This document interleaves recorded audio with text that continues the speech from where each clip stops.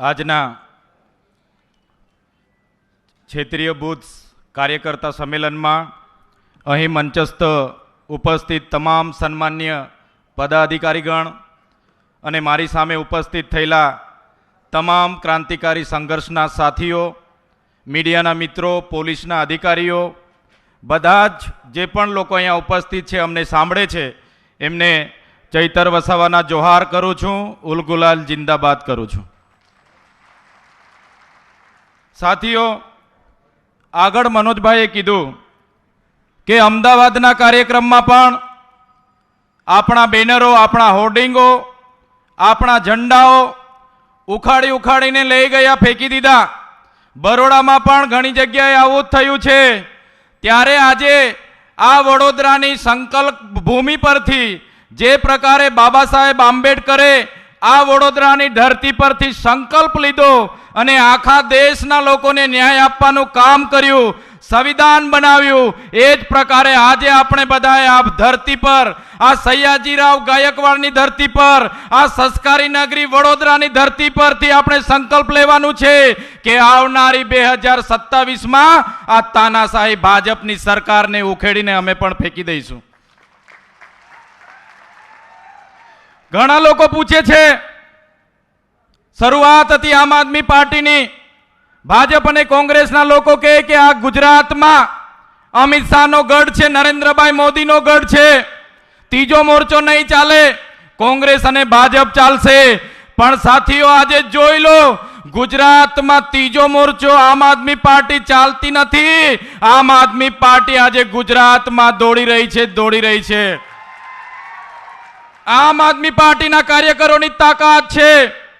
આ ભાજપ, એમની તાનાશાહી સરકાર, એમના મંત્રી તંત્રી, એમના અધિકારીઓ, એમના પોલીસ અમારા સાથી કાર્યકરોને, અમારા જેવા લોકો સાથે કેસની ખેલ રમત રમે છે, જેલની રમતો રમે છે. અમને જેલમાં નાખવાની વાતો થાય છે, ખોટી એફઆઈઆરો કરે છે. પણ એ તાનાશાહી ભારતીય જનતા પાર્ટીને અમે કહેવા માંગીએ છીએ, અમે તમારાથી, તમારી જેલોથી ડરવા વાળા લોકો નથી, અમે તમારી સામે લડવા વાળા લોકો છે. લડીશું અને ગુજરાતની જનતાને ન્યાય અપાવીનું કામ કરીશું. કેટલાક મીડિયા વાળા મિત્રો એજન્ડા લઈને આવે છે, નેતાઓના એજન્ડામાં અમને પૂછે છે, તમારી આમ આદમી પાર્ટી આવનારા દિવસોમાં સરકારમાં આવશે તો શું કરશે? અમારી આમ આદમી પાર્ટી આવનારા દિવસોમાં સરકારમાં આવશે તો એ કર્મચારીઓના કામ કરશે, જે વર્ષો જૂના કર્મચારીઓની માંગણી છે. એ કર્મચારીઓની માંગણી, એ ચાહે આઉટસોર્સિંગ કર્મચારીઓ હોય એમને કાયમી કરવાની, એ ચાહે જૂની પેન્શન યોજના લાગુ કરવાની હોય, એ ચાહે ફિક્સ પગારદારોની વાત હોય, આમ આદમી પાર્ટી 2027માં આવશે તો પહેલું કામ ગુજરાતના કર્મચારીઓને ન્યાય આપવાનું કામ આમ આદમી પાર્ટી કરશે. સાથે સાથે જે ગુજરાતના શ્રમિકો છે, કામદારો છે, જેમને આ ભારતીય જનતા પાર્ટીમાં એમના ઉદ્યોગપતિઓ, એમના કારખાનાના માલિકો આજે પગાર સ્લીપ પણ નથી આપતા. 12 કલાક એમને કામ કરાવવામાં આવે છે. મહિનાના 4 દિવસ રજા હોવી જોઈએ, એની જગ્યાએ 31 દિવસ એમનું કામ કરાવીને શોષણ કરે છે. આજે પણ શ્રમિકોને બોનસ નથી મળતું, આજે પણ એમને ગ્રેજ્યુએટી નથી મળતી, આજે પણ એમને ઇન્ક્રીમેન્ટ નથી મળતું, આજે પણ 12% પીએફ આપવામાં નથી આવતું. ત્યારે આમ આદમી પાર્ટી જો આવનારા વર્ષોમાં ગુજરાતની તાલુકા જિલ્લા પંચાયતોમાં આવશે તો આમ આદમી પાર્ટી ગુજરાતના શ્રમિકો માટે લડશે અને ગુજરાતના શ્રમિકોને મિનિમમ વેજેસના નિયમો મુજબ એમને વળતર પણ અપાવશે, એમને બોનસ પણ અપાવશે, એમને ઓટી પણ અપાવશે, એમને 12%નું પીએફ પણ અપાવશે, એમને મેડિક્લેમ પણ અપાવશે. અને જેટલા પણ કર્મચારીઓ સાથે આ સરકાર શોષણ કરે છે, એમના ઉદ્યોગપતિઓ શોષણ કરે છે, એમના માટે આવનારા દિવસો આમ આદમી પાર્ટીનો હરેક કાર્યકર, હરેક પદાધિકારી એ શ્રમિકો માટે લડવાનો છે અને આમ આદમી પાર્ટી શ્રમિકો માટે ઊભી રહેવાની છે. કેટલાક સાથીઓ અમને સવાલો કરે કે તમારી પાર્ટી આદિવાસી સમાજ માટે શું કરશે?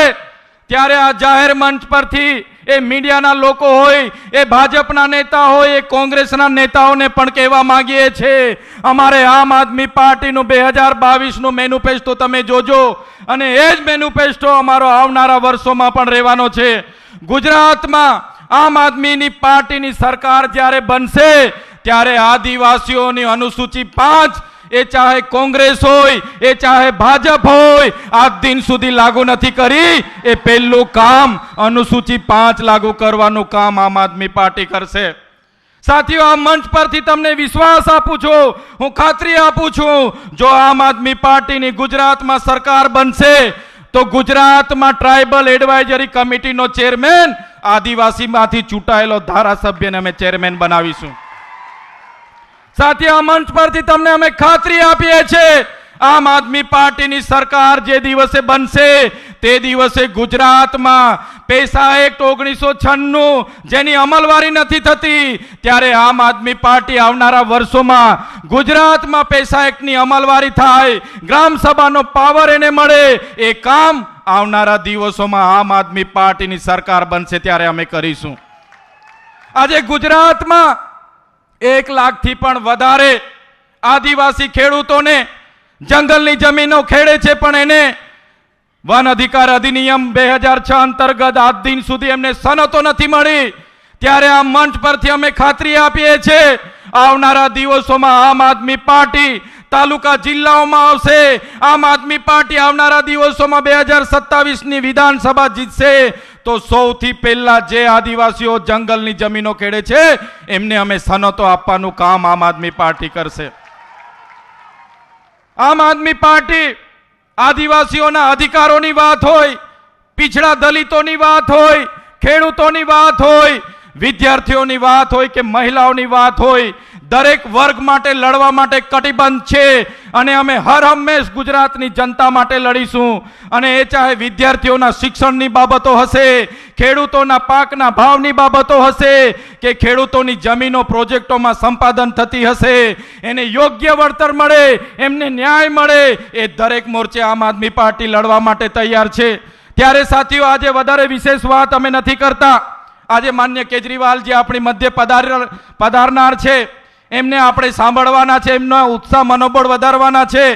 પણ આજે જે બાબા સાહેબ આંબેડકરે જ્યાં સંકલ્પ લીધો હતો એ ભૂમિ પર આપણે ઉપસ્થિત થયા છે.